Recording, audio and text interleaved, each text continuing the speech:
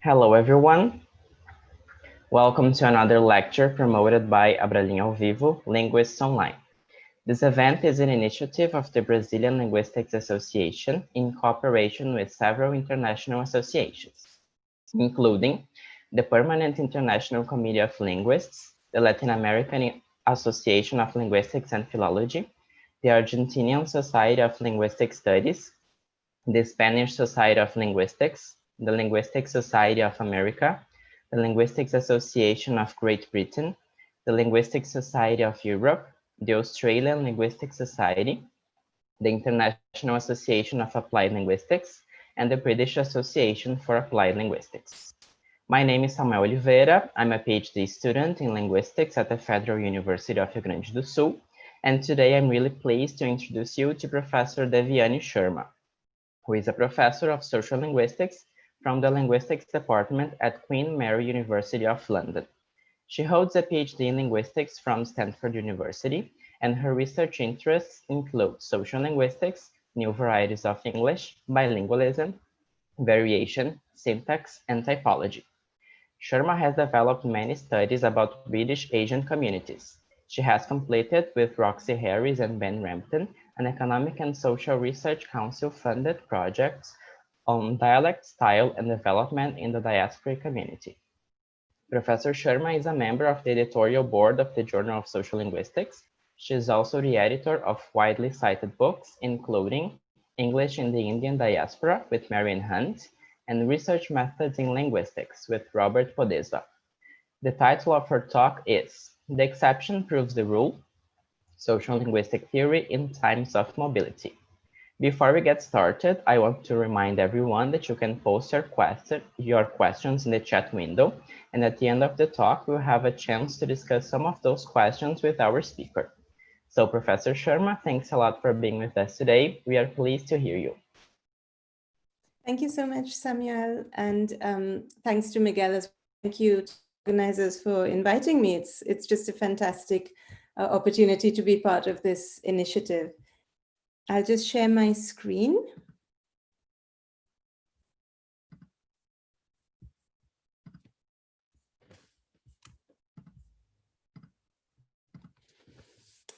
So I'm going to be talking about sociolinguistic theory at quite a general level today. And I titled my talk, The Exception Proves the Rule, ? Because I'll talk about diaspora communities and data from this type of community.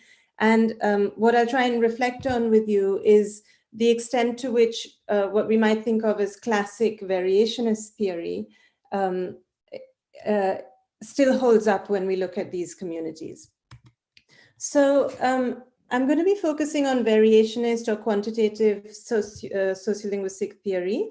And William Labov, of course, was the founder of this approach, and early work was built, theory was built in this tradition through the study of sedentary urban groups, mostly in the United States and then in the UK as well, and then it expanded out. One of the reasons the focus was on urban groups was because traditional dialectology had taken much more of a focus in rural contexts. And of course, the focus on American, British context was partly just practical. That's where these researchers were doing their work. There was a lot of interest to look at in these cities. And then it expanded out quite soon after to other cities, sometimes in non-Western sites, sometimes non-English. One of the elements of traditional variationist theory that was important, though, was non-mobility. So the speech communities that were studied were ideally non-mobile, and people who had moved around a lot would tend not to be included in a study like this because of what's called the apparent time construct. So if you want to see, make consistent inferences based on age, you need to have those people have had the same location. And this early work led to a lot of fascinating, deep sociological observations about how language is organized in society, what's been termed as the property of orderly heterogeneity of variation. But what's interesting to me is that in one sense, our actual object of study is changing. So not our thinking about language in society, but actually society itself in some ways. One way that will be relevant for today is that we've focused generally on sedentarism, the idea that people live somewhere. And David Britton has talked about the contrast to nomadism, namely mobility as a default, being an exception, that in general we've treated that as something not typical. But of course, now we have a much, a kind of different scale of mobility. There's been mobility throughout the history of mankind. In some ways, you could say we're more sedentary now than ancient human populations. But of course, we have these expanded globalized networks, and analysis has started to look at this fluidity and hybridity and also agency in these mixed backgrounds or mixed biographies. So I'm interested today in reflecting on what the implications are for how we analyze variation and change. In the context of more ethnographic sociolinguistics, Jan Blomaert used this nice phrase for his view of another tradition, which is the Fishmanian tradition of talking about languages as single codes. So do you speak French or English? And the idea that these new high migration, high contact, super diverse contexts require what he called an epistemological rupture with past approaches. So I'm thinking today about whether this change in society or these new communities mark a kind of death knell for 50 years of variationist theory and conceptualizations. So as the world changes, do our theories and methods need to change as well? So I'm going to look at, as I said, mobile multicultural communities. There's a lot of work, I'm still talking about English today. I'm talking mostly about English in Western contexts. There's other work that has quite a lot of work now, as I said, on non-Western sites and non-English. But for this study, I'm going to focus more on diaspora and mobility and ask, do these cases undermine classic claims? And do they require a big change to kind of leaving behind the old theories? So I'm going to look at English in migrant or diaspora groups. I'll look at a lot of different studies actually, and kind of reflect across them. And we'll see some apparent disconfirmations of predictions, but what I'd like to focus on is how do we interpret these relative to the overall theories that we've built? Are these really deep challenges? Or are they exceptions that in a way support a rule or support a deeper principle that was proposed early on? So I'm going to talk about many of the main original or classic tenets of sociolinguistic theory. These are typically what we describe as Labovian generalizations, but that have been developed in different ways. I'm going for quite classic formulations here. So everything on this slide is a direct quote from a well-known source based on multiple studies. So for social class, one of the principles that have been proposed is a principle of uniform evaluation. So regularly stratified linguistic variable is evaluated in a uniform manner by the speech community. I'll talk about a second one as well when we get to class. In terms of gender, one proposal has been that women use linguistic forms associated with the prestige standard more than men. And another, as I said, these are all, I'm looking quite at a high level at lots of different proposals. A third that's very fundamental to variationist theory is peer influence, that dialects are the result of peers or classmates and close friends having more influence than parents or teachers, and adolescence as being a key point in this transition. A strong formulation that's given here from Jack Chambers is, at no time do children import into their own accents foreign language features of their parents' accents. In terms of social networks, many of you will be familiar with the quite long-standing observations about deep effects of social networks on the distribution of variable features. So that in Bloomfield's terms first, the limit of spread is sure to be along some line of weakness in the network.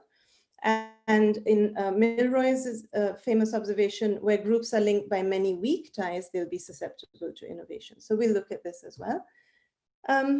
In relation to core theoretical ideas about identity, the one that I've chosen here to look at is a kind of, in a way, an anti-identity view, or downplaying the role of individual identity. So the principle of density in traditional theoretical discussions is that, in Lebov's words here, we do not have to search for a motivating force behind the diffusion of linguistic change. The effect is a mechanical and inevitable one. Social evaluation and attitudes play a minor role.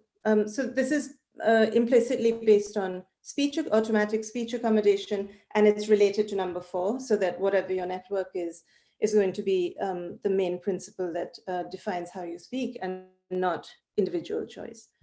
And then finally, style, one of the most studied aspects of variation, of course. An earlier formulation of how style is organized was Lebov's attention paid to speech model. So styles may be ordered along a single dimension of formality.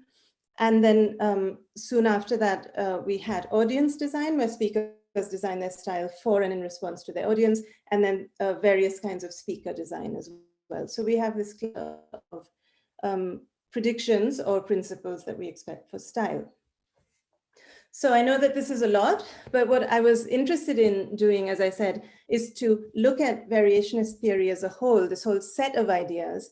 And rather than just looking at one study and saying, well, cast doubt on this assumption, try and think, do the communities I'm looking at, diaspora communities, overall give us a sense that this whole theoretical model does not hold up, or that it does hold up. So I'm going to go through these quite quickly, and I'm going to mention quite a few different studies, and in every case, I won't be able to give you a lot of detail or data. These are studies over the last 10 years. But what I'd like to focus on is the generalizations that were found and how they relate to these predictions.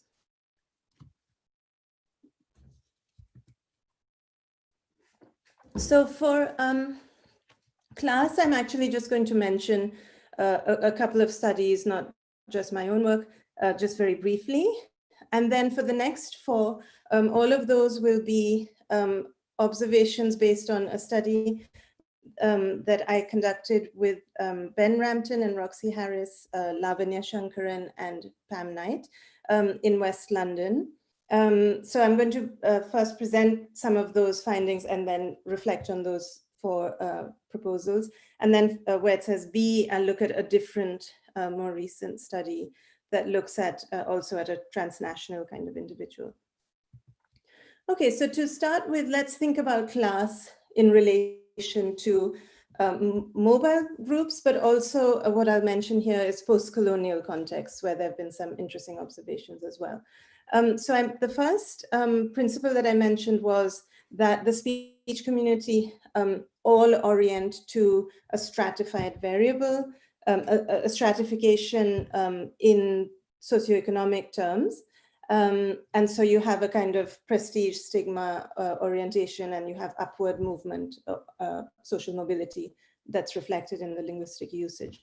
A second principle that I didn't mention initially is the curvilinear principle, also from early work by Lebov, that says linguistic change from below originates in a central social group located in the interior of the socioeconomic hierarchy. So this is typically lower middle class groups who would have wide networks both with the working class and upward on this socially stratified scale, and so kind of lock into this assumption of mobility.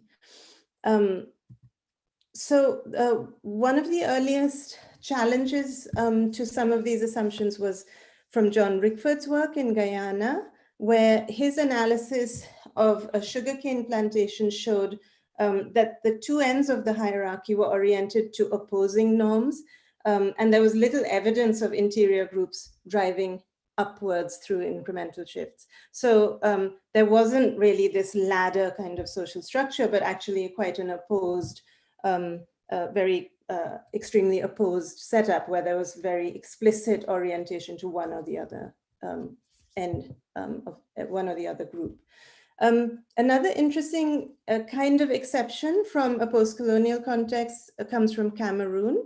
So Aloysius Ngefak's work, which showed a very interesting result where in general in post-colonial context, you might expect L1 features or transfer or contact features to be more densely located at the bottom of a socioeconomic scale. And at the top, you have more highly educated regular English users sounding a bit more standard.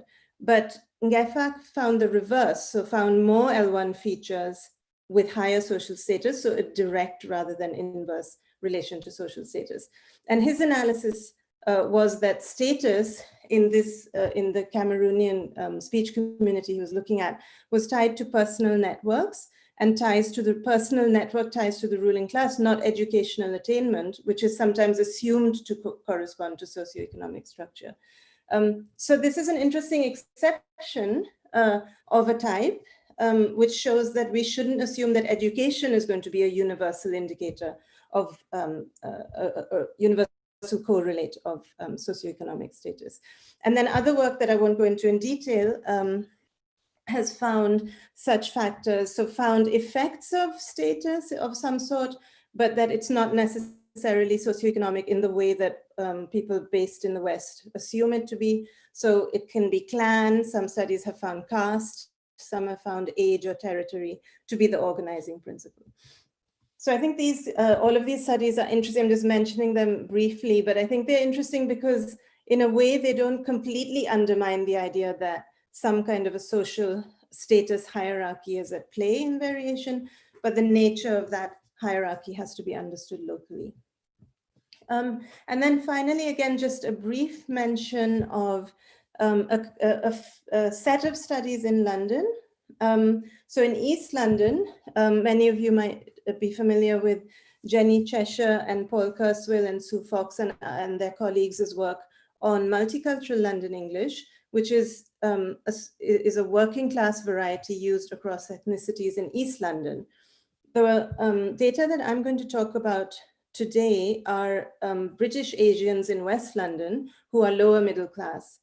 So according to the curvilinear principle, we might expect the British Asians to actually have led change more based on this kind of an assumption of interior groups. In fact, when Sue Fox and I compared our studies, it was very obvious that much more innovation and much more uptake of that innovation has happened in East London from the working class groups there. And the reason is, there are a number of reasons related to youth migration from multiple heritage backgrounds and very specific class-linked housing and schooling patterns. So in this case, it seems very clear that migration into a major urban context is leading to a kind of violation of the assumption that interior groups will lead change, and actually working class groups are leading.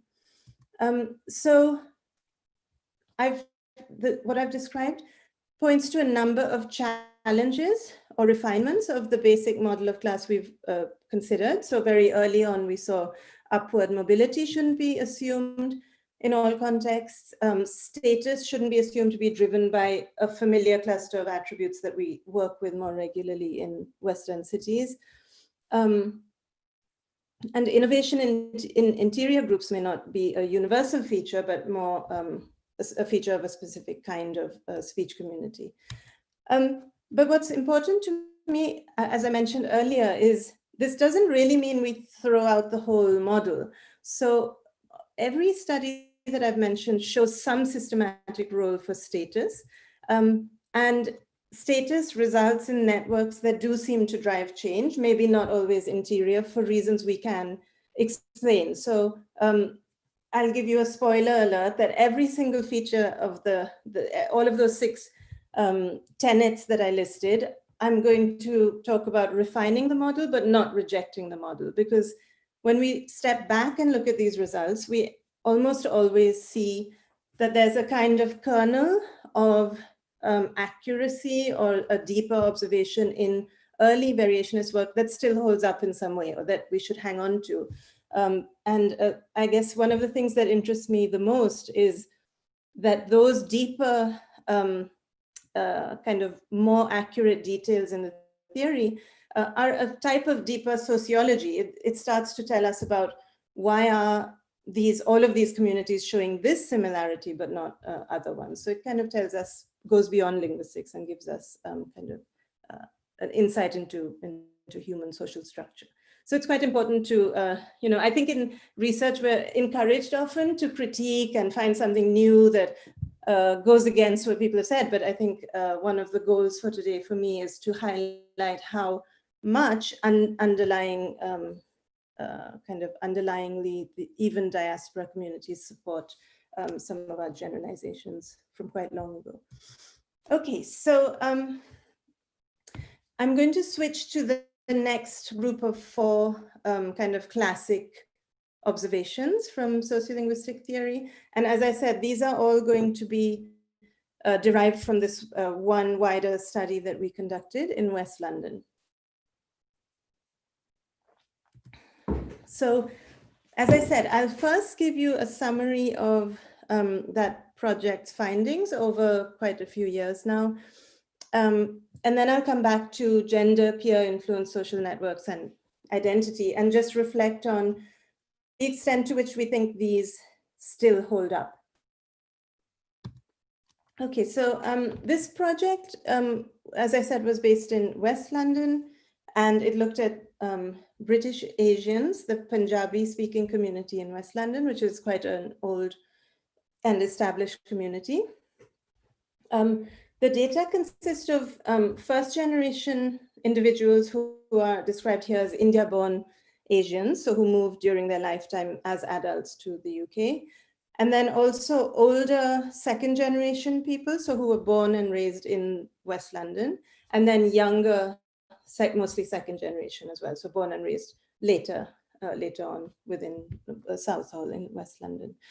The one thing I won't go into all of the details on this slide, but the one thing to notice is that for the older, well, first of all, if you see these red arrows, I'm not going to talk about the first generation who come here as adults in this talk, just the second generation. So whenever I talk about older and younger, this doesn't mean that the older group grew up in India or Pakistan and moved here. They all grew up in Britain. But the older group, if you can see the line that says 8%, 30%, 58%, they grew up as a visible ethnic minority. And there's a well-documented history of racial tension and violence, especially in Southall and other such towns. So this was the context that the older group grew up in. And I'll come back to the importance of that in some of the results. So in school, it wasn't great to sound Asian in all contexts, so a need to sound British. And in their personal lives, they were both involved in very local British politics that you can see going on in the first image as well. But also they were more than the younger generation, but they were also much more transnational. So especially the men went into their father's businesses and used to travel back and forth to India or Pakistan.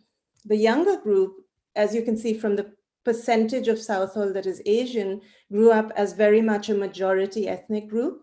They were lower middle class. The status of Asians in British culture had changed very radically by then.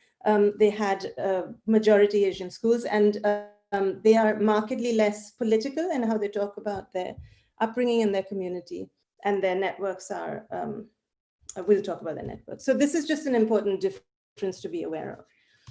Okay, so a feature that we looked at early on was the pronunciation of T, which stands out very much as an Asian variant in the UK. So saying talk and to, where the articulation of T is retracted, it's either fully retroflex or retracted in the post-alveolar range. So when we looked at T among the second generation, this is just a simple display of rates of use of that retracted T. I should say that Indians as well will not use 100% retracted T in Indian English. So these are fairly high rates and noticeable rates of use. So you can see a very clear gender difference intersecting with age here. So a basic interpretation of these data would be that men are the same, older and younger men. They're retaining the use of this Asian pronunciation feature and signaling ethnicity maybe, and there's no significant difference between their use. Women in the older group have that usage and then it disappears. So we might just conclude that they shift to standard British pronunciation. But this isn't accurate. So we went beyond sociolinguistic interview data in this project. And what we did was we tried to look at people speaking in very different contexts to different kinds of interlocutors, because we noticed during our kind of semi-ethnographic fieldwork when we were in Southall, the wide range of accent range of a lot of our participants. So I'll show you an older man and then a younger man and then an older woman and a younger woman. And I'll just comment on how their accent repertoire, rather than just their interview speech, how it looks and what it tells us about the community. So here you can see 6 contexts of speaking for an older man named Anwar. And I'll play you a little clip that's in an Indian style. This is from an interview with me.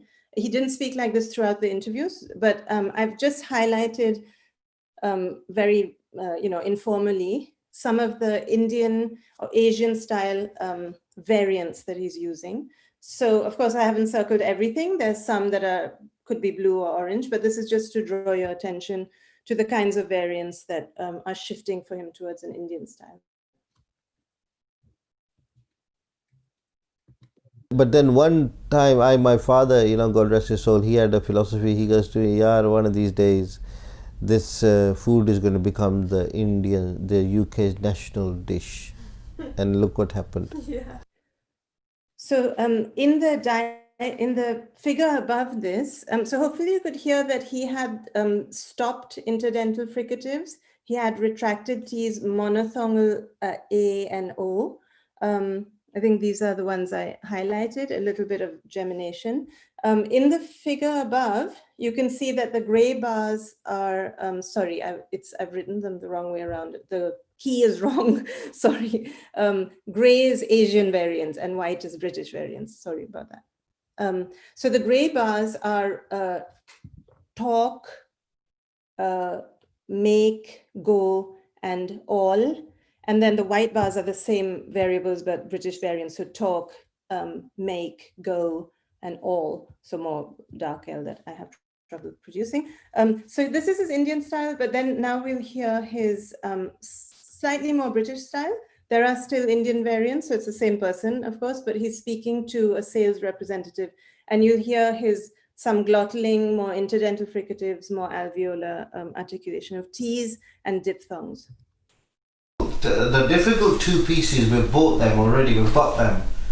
But the main screen is something that is not just off the shelf. It has to be made, and because I was told by National Windscreen that you guys cut your own and make your own screens, it's something that you'd be able to assist us with. So he's shifted in this clip towards a more British style. And if you look at the figure, you can see that we have recordings. These are a phone conversation with a Cockney mechanic where he turns off, he becomes actually very vernacular British with this mechanic. So he's, the main thing to take away from this is that interview speech doesn't really give us this picture. He's bidialectal, actually he's multilectal, and he's a bit of a performer with it. So he enjoys having these different styles and he uses them very consistently in his daily life. So very Indian English, mixed styles and more British English. Younger men don't have that. So we found this kind of bidialectalism among all the older men that we interviewed, and they were all very transnational. As I said, they had all gone into the 6 that we were working with closely had all gone into their father's businesses. So they had a lot of transnational activity and spoke in Urdu or in Hindi, Punjabi, in Asia on trips, but they also had a command of local British lower middle class vernacular from their so 1980s style British vernacular English. And the younger men, we have more younger men. So we recorded 75 participants overall, and I'm presenting 42 here. But the younger men, none of them had that bidialectalism. None of them had that transnational kind of life. They had, I'll talk about what's happened to the community and why that is, but they had much more restricted local networks. And so what we found with them was they didn't really shift their way of speaking across their repertoire very much. That doesn't mean they've become completely British. They're kind of audibly Asian. They just don't switch it on and off the way that that we just heard. So here's a little clip where you can hear that he sounds like a young British man with a distinctive T articulation. They're very tight-knit communities, and they're quite militant, perhaps. So this, what I call fused style, in the sense that they also self-report that, oh, sometimes I don't want to sound like that, but I just sound like that. It's across contexts of speaking. And what we found interesting, which we didn't set out to look for, in fact, we didn't really know that there would be an age difference in the second generation, but there's a very dramatic age difference. The older women are like the younger men. So they have this kind of fused style that doesn't vary very much. And I'll come back to this comparison. I'll just play you a younger woman. So here, this is the kind of repertoire profile for a younger woman.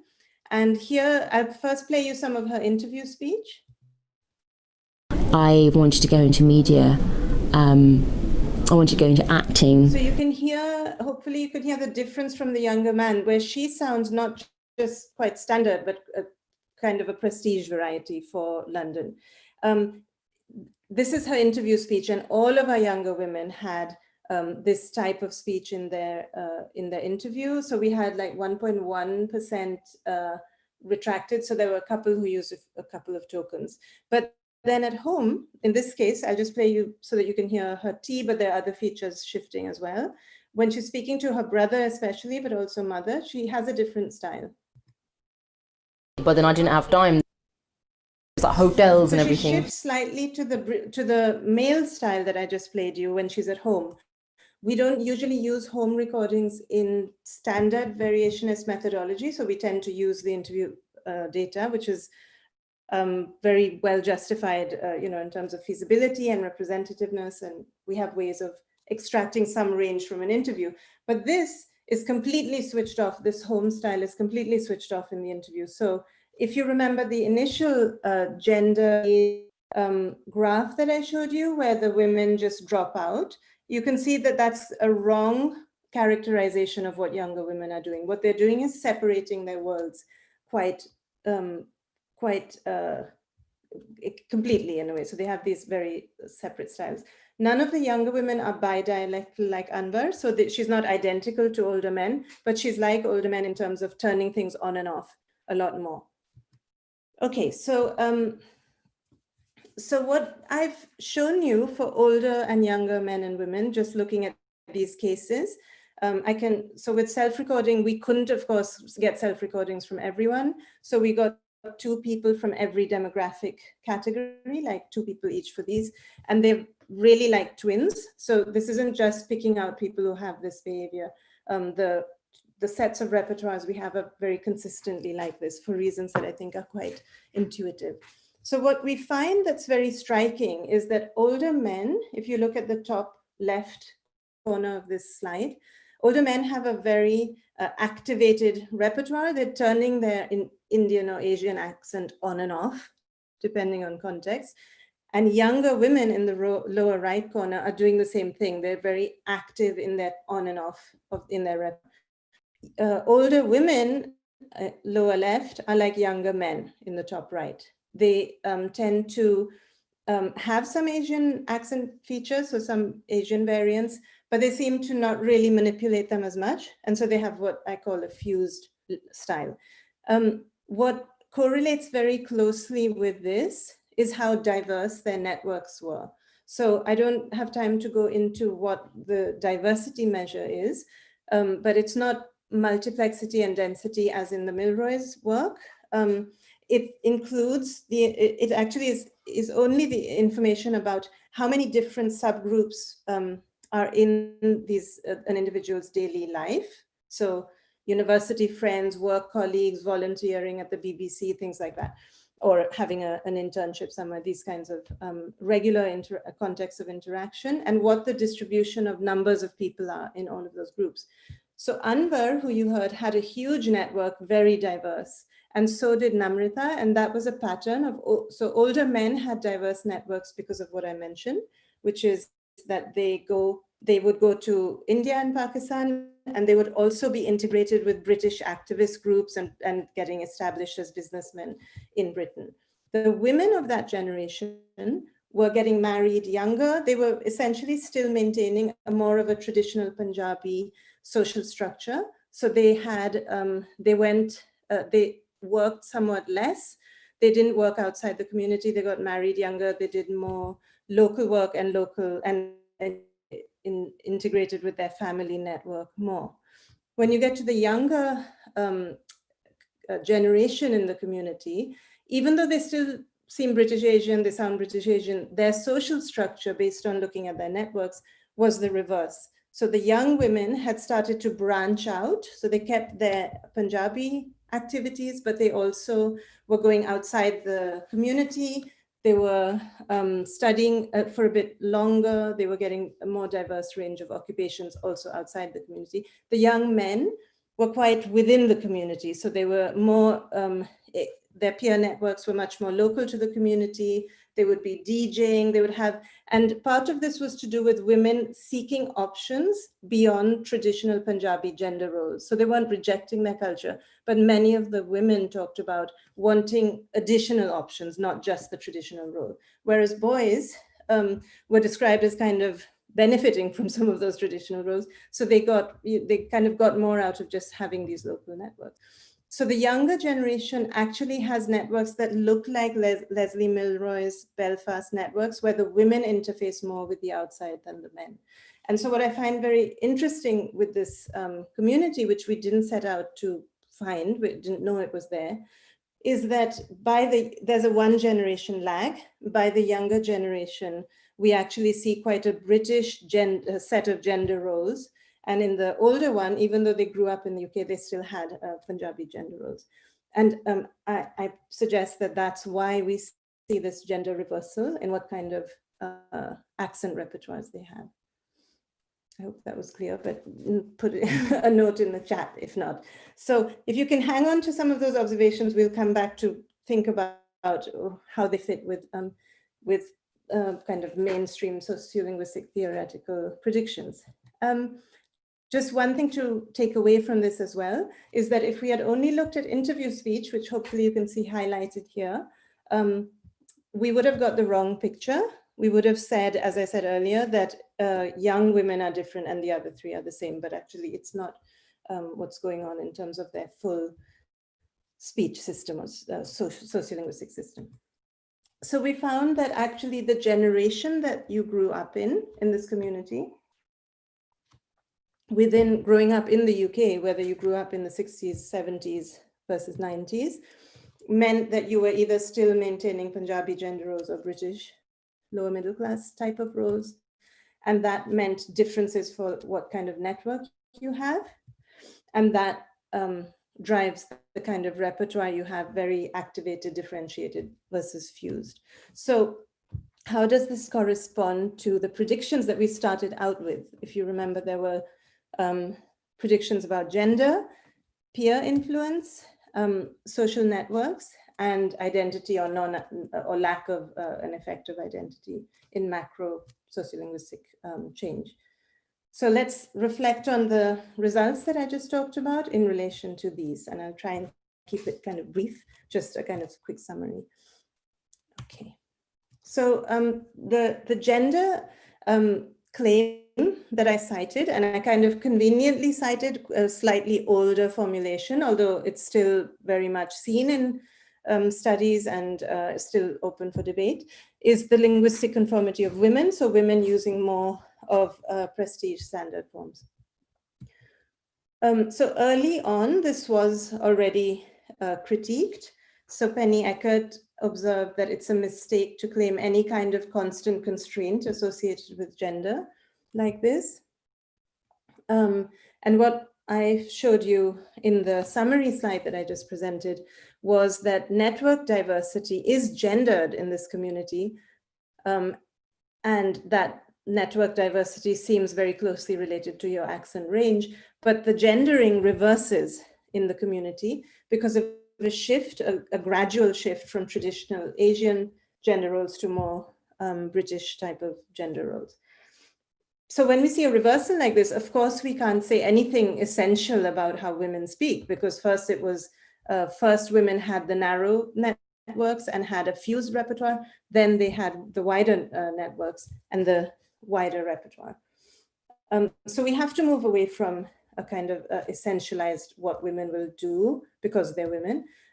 But we actually already have a reformulation based on what the Penny Eckert quote that I first gave you, and Jack Chambers has a nice kind of different way to, different generalization to replace the one in blue above.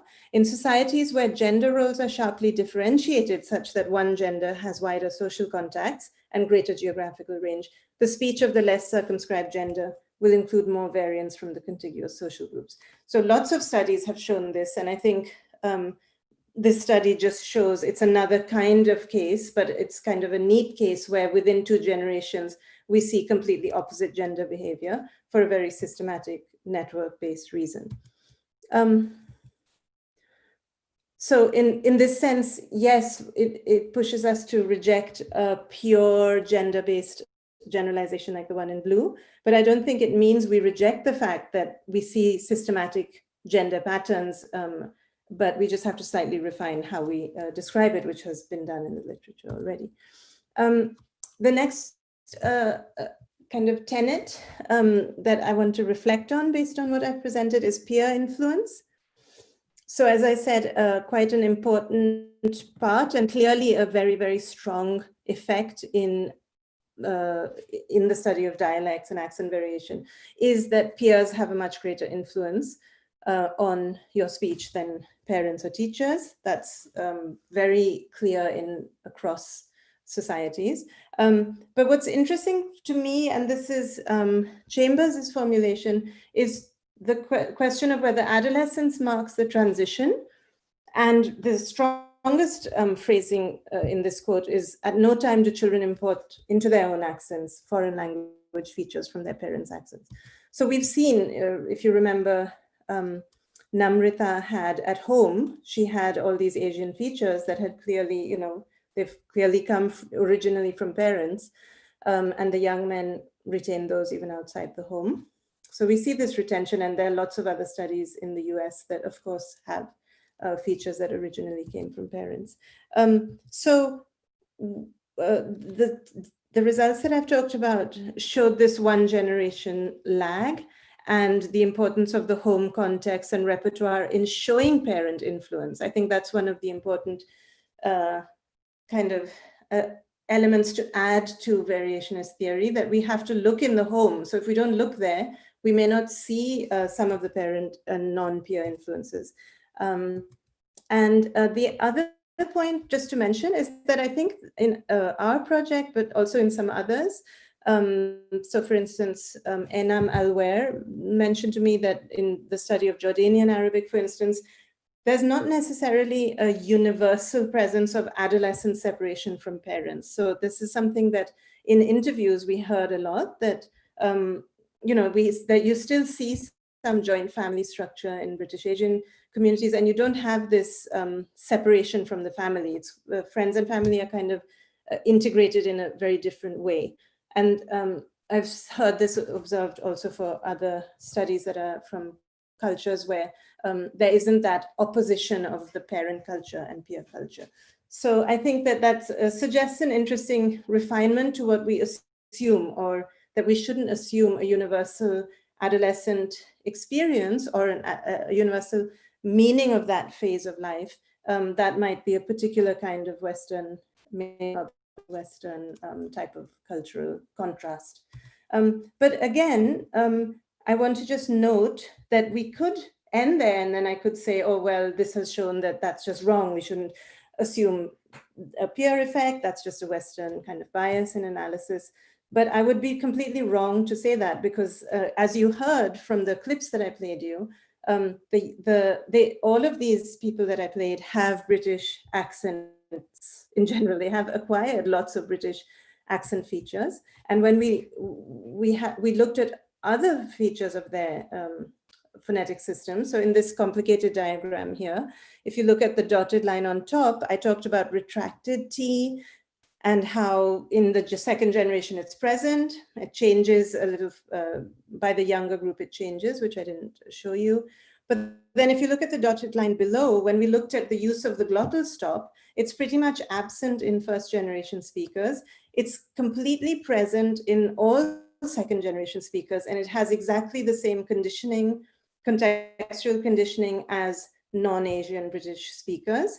So the glottal stop at the end of the word, so retracted T is often at the beginning of the word, is fully acquired, and it has to have been acquired in the way that classic sociolinguistic studies have shown from peers being embedded in the British context.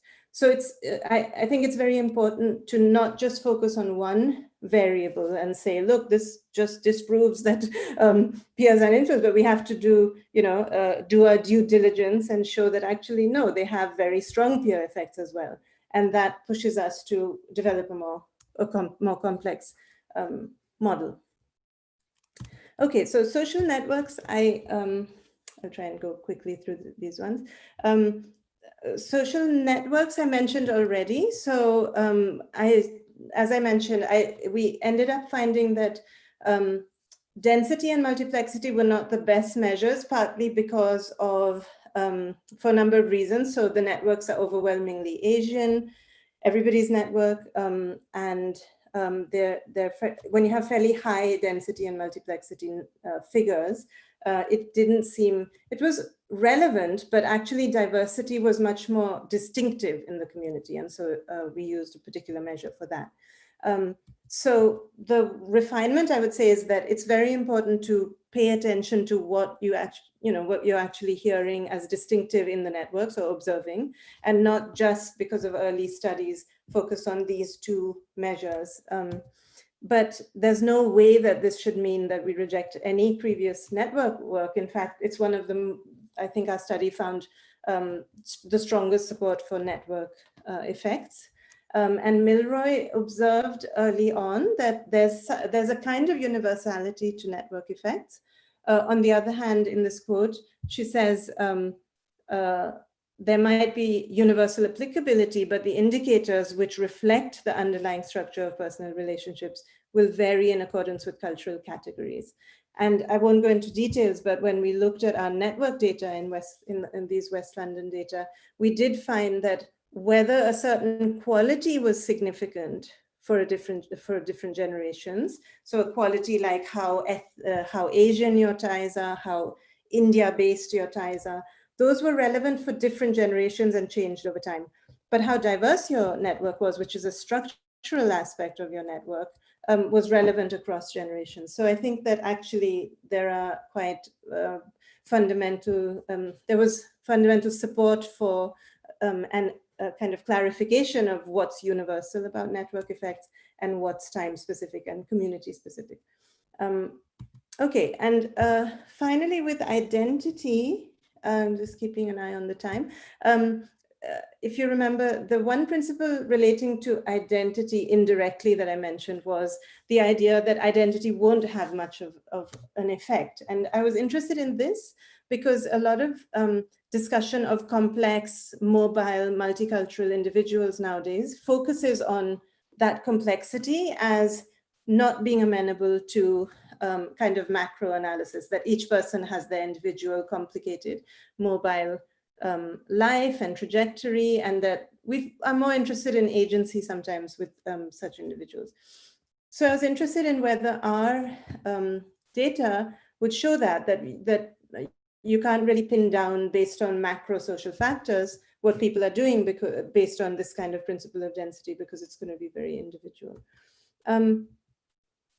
So what we found is, in relation to this, is a kind of constrained agency. So the principle of density, as I mentioned, is really assuming that we are accommodating based on our networks, and that's ultimately the mechanical process through which we acquire our particular way of speaking. Not everything was accommodation in our data. Something that's very clear is that accommodation is not going to explain how people were speaking. So Anwar, who you saw with the very wide repertoire earlier, also in interaction turns his features on and off a huge amount. So he uses them for very fine indexical alternations. So this is just a snapshot of a narrative by him, where the higher the line goes, the more British style he's using, and for 12 variants. The lower it goes, the more he's shifting to Indian English. And this corresponded quite systematically to different voicings he was doing, but also to different stances he was taking. So this is very differentiated. The reason I say it's not just accommodation, well, first of all, he's just speaking to one person. So obviously he's doing more than just accommodating to me when speaking. But here's an interview with a younger man below. Hopefully you can see that. And he's also speaking to me.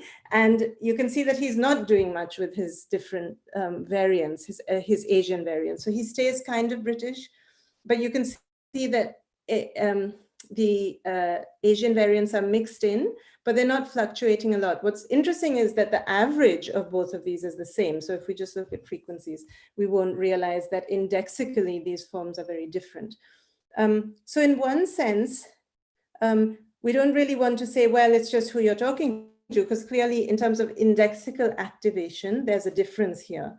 And it can't really be mechanical, a mechanical outcome of who they're speaking to, even over time. I'll just note that the first looks like a marker that's sensitive to shifting, and the second one not. But what should we conclude from that? So first of all, the repertoire data and interactional data shows indexical change despite similar surface rates.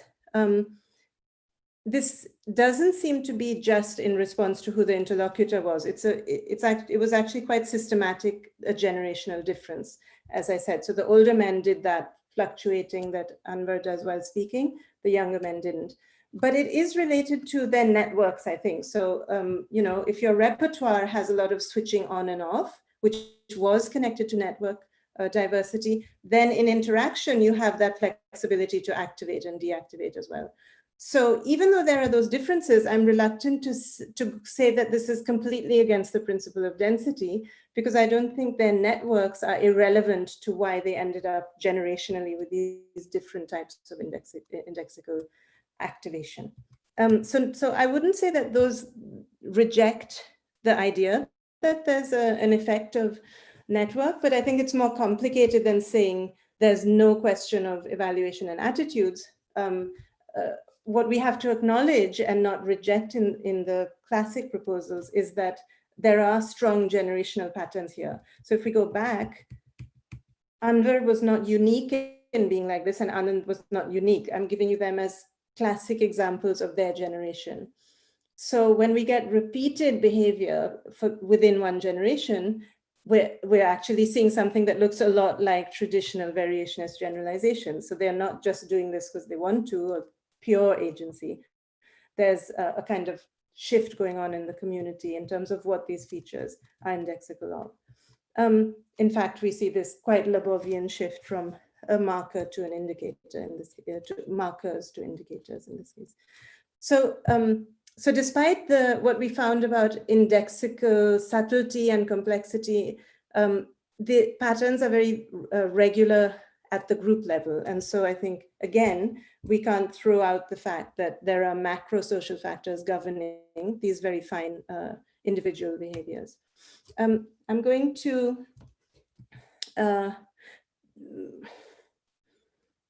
just briefly mention, sorry, as usual, going on a bit too long. I'm going to briefly mention two cases. So I've kind of come out in terms of identity in favor a little bit of the principle of density, that even when we see complex variation in interaction, it's governed by some quite broad social factors.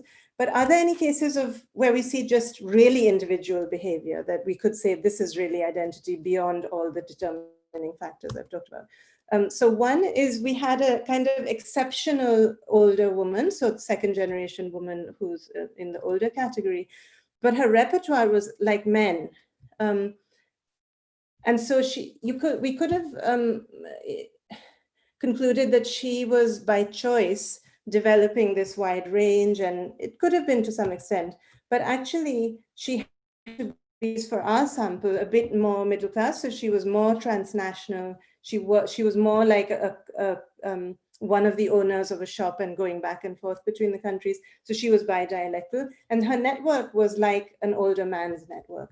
So this is an example for me of an exception that proves the rule. So in fact, we can account through macro social factors for why she looks exceptional. But a more difficult example that I find really interesting is that Anwar, who I showed you earlier, has a brother who's very different from him. And yet they're kind of socially like a minimal pair. So it's quite useful to have these kinds of pairs in your data. So the brothers have really almost identical lives, neighborhood, education. Their wives are from Pakistan. They went into their father's business. They live near each other. Everything is really very similar. But Anwar has this very diverse range. Naseem is also bi-dialectal and has that range, but his default is a more traditional British style. And also in person, he's a much more reserved person. His interviews were much more negative about his childhood. And here, I think it's very instructive to get down to this level and ask, why are these almost nearly twin brothers different in their speech and dress and stance and attitude? And it could be personality. I wonder if there's a birth order effect, but it could also be lived experience, because Naseem had worse experiences of being bussed out of town and so on than his younger brother, because the policy ended. So there's a very interesting, for me, ethnographic difference there. And maybe that is a bit of a challenge where we see the limits of variationist generalization, and we have to acknowledge the individual at some level. Okay. Okay, so in each of these five kind of classic sociolinguistic tenets or predictions, I've tried to argue that even though we see things that are not quite what we would predict, they all bear some resemblance to what the prediction is. And it's important to kind of commit to looking for those resemblances as well as contradictions and challenges.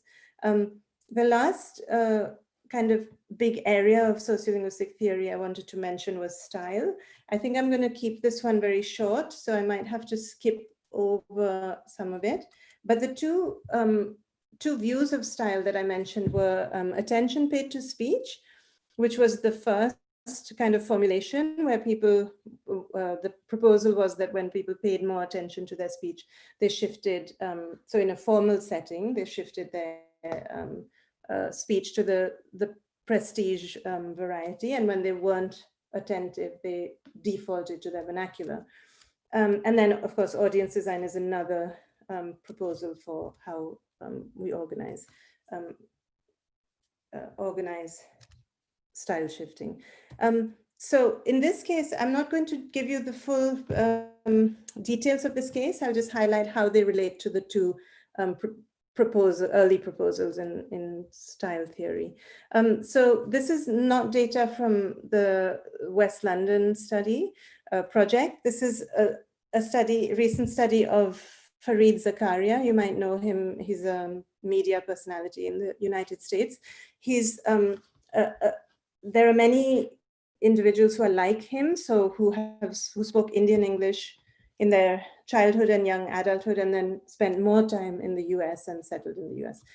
So he has this first dialect and second dialect. And I'm going to skip this description. I'm just going to show you his speech variation very briefly. Looking at a number of phonetic forms that are very clearly contrastive for American English and Indian English. I'm not reading through them, just keep it brief. So the first thing to note is that he is bidialectal. So I'll just play you two final clips where you can hear how he speaks in an American context, how he speaks in an Indian context. Because of his inability to forge truly deep and lasting coalitions, much of that work will not actually be consummated or completed. So again, just a sense of the overall American style of that, and then contrast to many of the same variants, but with variables, but with Indian variants being used. But as you know, they couldn't. I mean, there's also part of the problem in much of the world, even in South Asia, people exaggerate the power of the United States. So he has these two quite different styles, and across recordings, you can see it. It's over time, there's a lot of public domain data for him. You can see in this table, high proportion of American features with US audiences and fewer with Indian audiences. So we might conclude that this is very strong support for audience design and leave it there. But just in brief, looking more closely at his real-time variation, something that I've argued for his data is that even though he's been in the US for twice as long as when he was in India speaking his first dialect seems to be slightly easier for him, more of a default, even though he's been living in the US since he was 17. So I'm not going to present all of this, but what I found is in certain types of attentional lapses, so either when he comes under pressure and he's arguing, or when he inserts a parenthetical, you see shifts to a higher rate of Indian English. In his shifts to Indian English are faster, which some previous people have suggested is an indication of greater nativeness. His lexicon is skewed to content words for American English. His American English phonetic forms are skewed to content words, which could be a control related feature. And for Indian English, they're in function and content. And the mix is asymmetric as well. So he can completely switch off American variants, but not Indian. So I'll skip this, which shows some of the speech rate and attentional effects. But so the main point here is that even though he seems to have such clear command of an American style, even if it's not 100% American, and an Indian style, in moments of attentional pressure, or attentional load, or distraction, or speaking faster, you see the Indian, the first dialect that he spoke emerging. Okay, so there may be a kind of dominance. This interests me a lot because one critique we could make really of sociolinguistic theory is that we don't look for bilingual type dominance and acquisitional effects in native speakers. He's a native speaker of English. But I think that the same effects should really hold if you have sequential style acquisition. They may not, but they can. So he not only shows these effects when he's under pressure, not really with social indexicality, but he also uses Indian English when speaking to Americans for certain kinds of stance. So being ironic, ridiculing, being skeptical, being frank. So in 5 and 6, you can say, okay, and then you say to yourself, okay, or you say, look. And so he has these kind of, I'm being frank now, and he shifts to more Indian style. So together, this kind of close examination of his speech suggests that he could, and speakers like this who've migrated and who are multicultural and have kind of 2 or 3 different worlds they kind of circulate in, they can exploit their biography and maybe dominance in a certain dialect for stance work. So the effect is to turn off control and be yourself, or be the real you. I won't go through all of these steps, but effectively, by not accommodating, not sounding more American because you're being interviewed by an American, traditionally with the audience design and speech accommodation model, we just say, well, if you diverge, you're not making as much effort, so you're not going to have the similarity attraction effect. You should converge to be close to the person. But in fact, if I just completely switch to my own dialect, and I know that it can be heard as this is just me being me, if I'm that kind of a speaker who has acquisitional layers, it can be very intimate. It can mean I don't need to be polite to you. It's a bit like swearing with friends or something like that. So for me, the 2 important points here are, even in a multilingual speaker, we shouldn't only attend to audience effects. We might actually have acquisitional effects that are socially meaningful. And that is, for me, a real challenge to audience assumptions that convergence is the only way to be closer. The other important point for me is that these are all ethnic variables. So we're talking about his Indian accent emerging in American context, but he's not doing it to be ethnic. So another criticism here is that these are his dialect features. They're the real him, and they're doing interpersonal alignment. They're not signaling that he's Indian. It's completely incoherent in many of these contexts to say, oh, he decided to show that he was more Indian, but he did in many of these cases decide to show that he was being honest. So we need to kind of disconnect a lot of ethnic variance in such data from an ethnic meaning. So the interesting thing for me in terms of how these relate back to key style theory is that it pushes us beyond the audience effect. So if we have a kind of nativeness because we learned one dialect was our first one and then we layered more on top, that biography itself, regardless of what accents involved, can be a kind of social indexicality in interaction. And especially this interesting effect that not accommodating can build a kind of rapport and intimacy, which I think is quite a widespread effect if we look for it.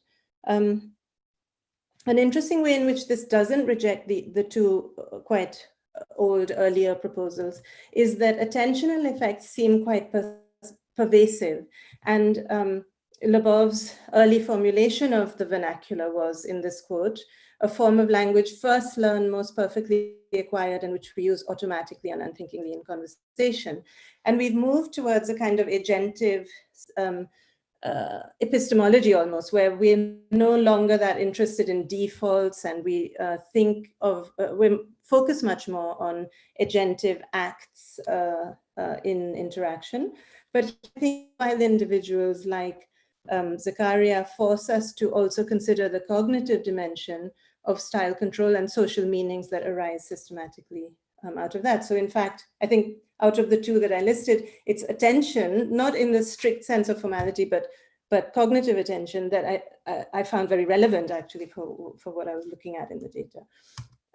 So just to conclude, we do have new social realities in urban centers, more mobility, transnational structures and intersecting cultures around us in the cities that we've studied for a long time.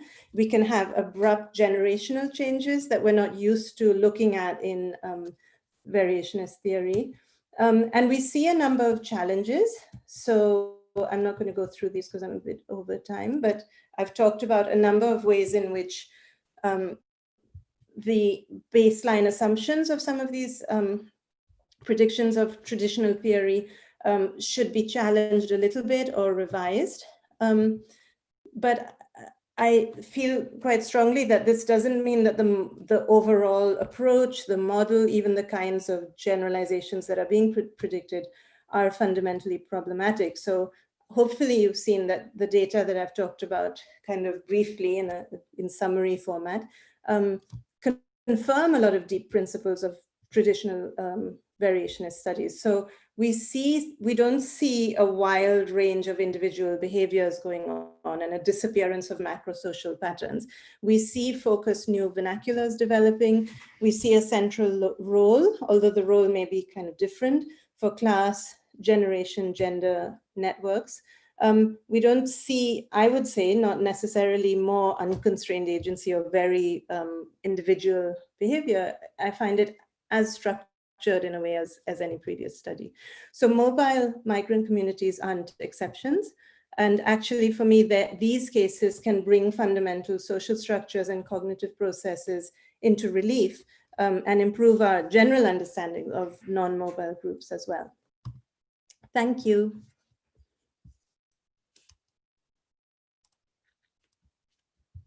I'll stop sharing. Oh, and my references.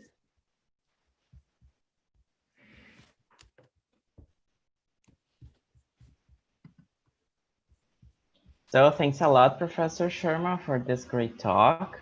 We have some questions from the audience. This one is about your results concerning gender. So Renato asked you, is the style of younger men more similar to that of older women because they are being raised by their mothers? Oh, that's an interesting question. I don't think that's the case because you might then expect the younger women to also have that. You know, it wouldn't be, you'd need an account of why only the younger men are like them. Actually, what I showed you was a kind of tracking 4 or 5 features, but the use is quite different in some ways. So they're not identical to older women. It's actually the repertoire diversity that's different. But maybe, let me see. I'll just show you one graph. Yeah, I'll just share my screen again to show one example of how the younger men are actually a bit different in some ways. So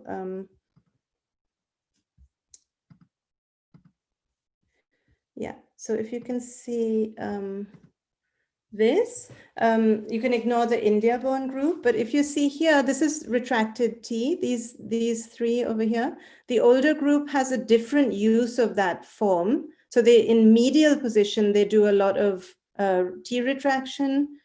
Can you see, like, so initial in the word, medial in the word, final? So this is the contextual conditioning. And the younger, so here you have these younger men, and they've moved the retraction to the front of the word. So they overwhelmingly reserve it for the front. So actually, so someone like here, Amrita, the older woman, doesn't actually end up sounding the same as the younger men, if that makes sense. I don't, hopefully that, yeah. So it's a really good question, but I think they're not as similar as the repertoires suggest. There are a lot of differences. So they sound more like young British Asians. The older women sound actually a bit more like direct language, bilingual transfer kind of usage a little bit. Okay, so this one is from Professor Livia Shiro. She says, thank you for such a great talk. You've shown that sociolinguistic interview data and traditional theoretical models don't need to be rejected, but need to be revised against a larger picture.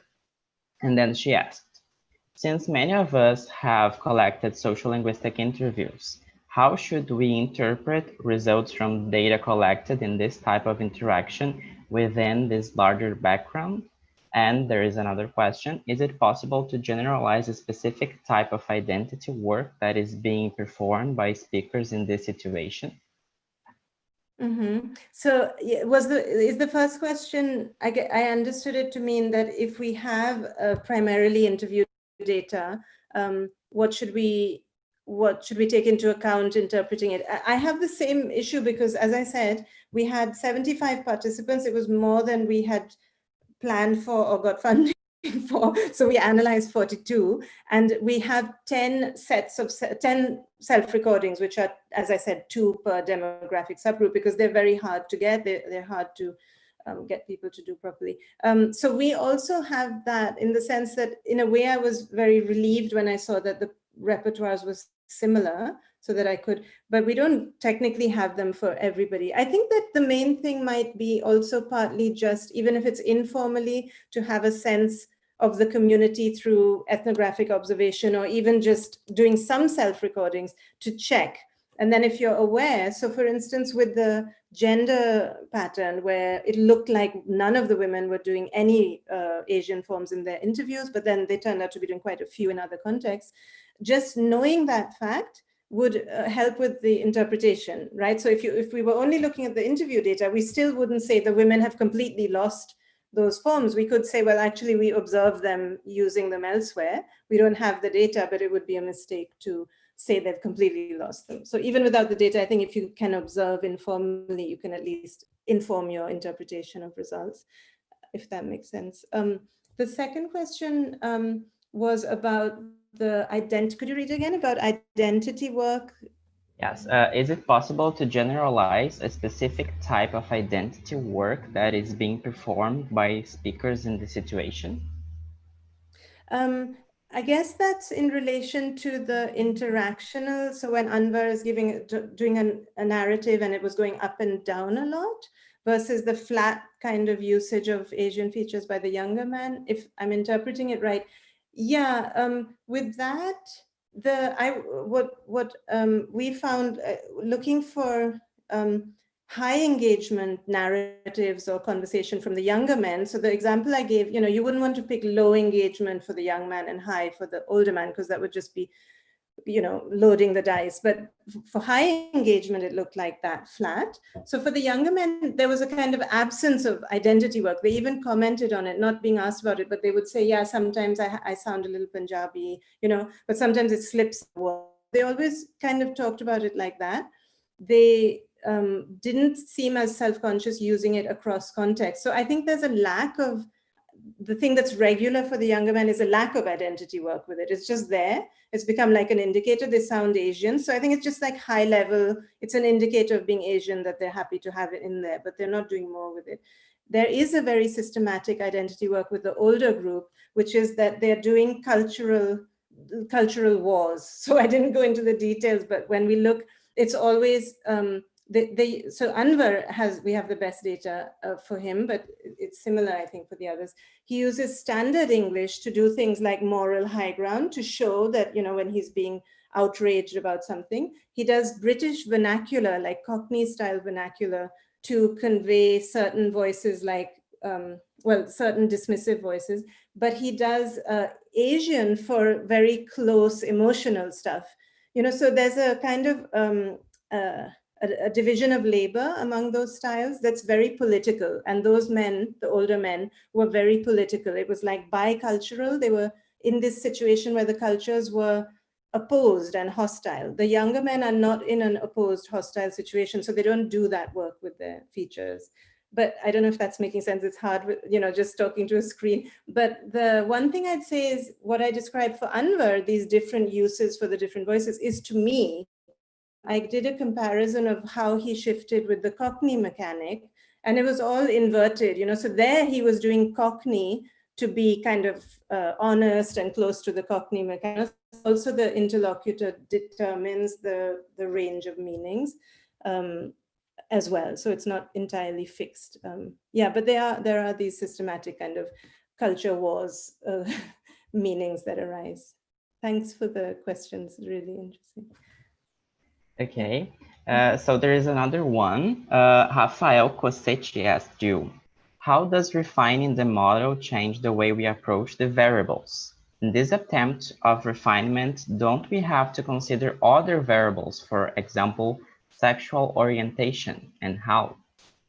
Mm-hmm. Yeah,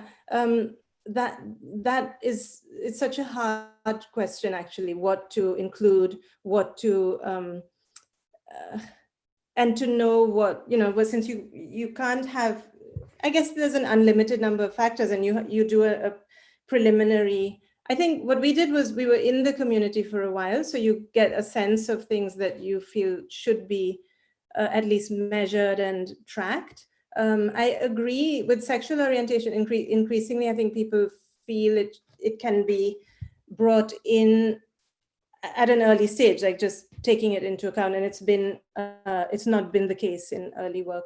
I had an interesting conversation with some people about specifically sexual orientation, because doing work in the Punjabi community, it would have been difficult to get that information from participants. So it's just, there's a kind of complexity in how to approach it and how to ask.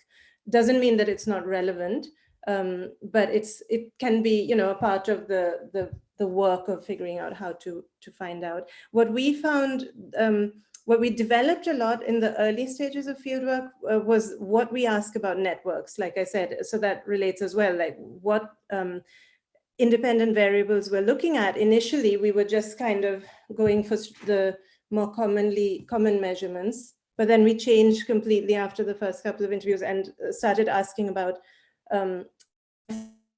some metrics from other outside linguistics network work that seemed relevant about diversity. So I think there's this kind of process of early fieldwork where you start to identify some of these challenges of how much you can ask depending on the community you're in. But yeah, it always feels incomplete as well. There's always something at the end where you're like, oh, I should have asked this. Yeah. Okay, and I have a question about style. Do you think that the notion of style as attention paid to speech and as persona construction should both be considered in the same social linguistic study?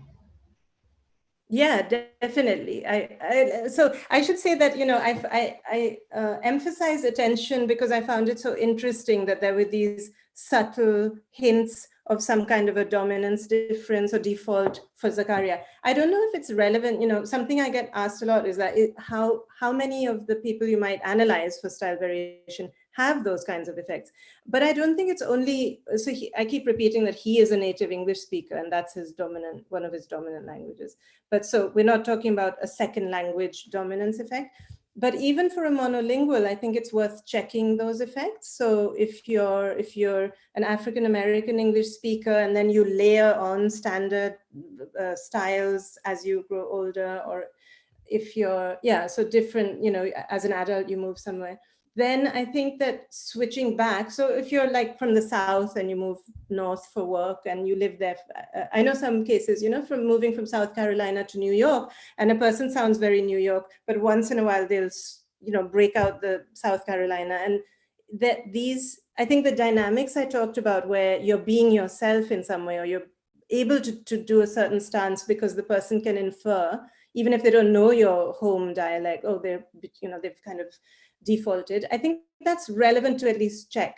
But the persona stuff, so speaker design, is never irrelevant. So again, I try to emphasize the control issues because I feel like we don't look for them. We just, sometimes I worry that we go for the choice interpretation a bit too soon, like, he used this ethnic form, so why did he want to sound Indian in that moment? Maybe he just didn't pay attention and it slipped out, so but that doesn't mean that indexical persona work is not always going on as well. So it's and they can be together. So sometimes you can slip back into something you're more comfortable with, but you're also conveying something very social, like you're being annoyed with something. So we have to, they can coincide as well. So yeah, I would never separate them. Okay, I think I've read all the questions. No, there is one more from Livia Oshiro. Can you talk a bit more about the methodology for asking some speakers in your sample to record themselves in other situations? Which instructions did you give them? Yeah, so when I did the interviews, I kept track. So I knew, unlike the generational differences, like some of the things I talked about, I didn't go in looking for, and then I realized, but I always wanted to get the self-recordings. And so I knew that I wanted them when I started doing the interviews. And then it was, the first thing I had to do was decide who to ask, because I knew I didn't want to ask everybody. People saying yes, I only had 3 or 4 recorders, and then it was, so I was a bit selective. And I chose people who, the main thing was that they seemed interested in the project. They didn't know exactly what we're looking at, of course, but they seemed engaged and interested and responsive and reliable, so there was a kind of practical basis for who to work with. And then there was, you have to kind of give away a bit of what you're interested in to get self-recording. So you can't just say, go out and record, you have to motivate the request. So, but not get them to overperform in some direction. So the way I did it, I don't know if that, it was, I first kind of flattered them because I was like, well, one of the reasons I'm doing research in this community is that I'm interested that people have many different ways of speaking.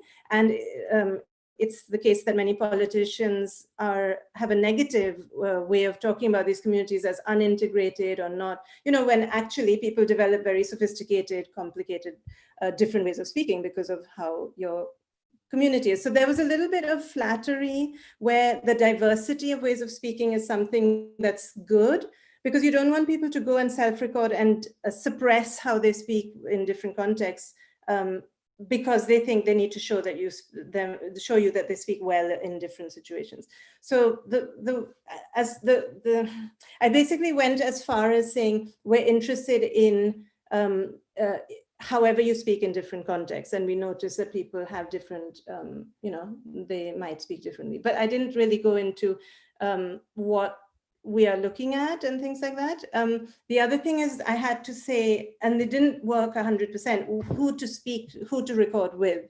But then they go off and do whatever they want anyway. But I said, if you can, somebody outside your community, somebody like family, friends, maybe, so I had a kind of list that will depend on the study. But they didn't always do it. So you saw that the repertoires are different because we didn't always get people to do more than 3 or 4.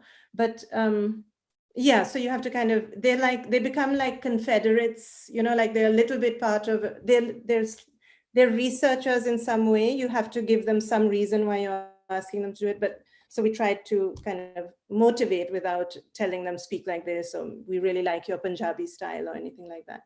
The other thing that we check is that there shouldn't be comments, or it should sound, the interaction that they record, the person shouldn't seem surprised about how they're behaving, because that would be a sign that they're putting something on.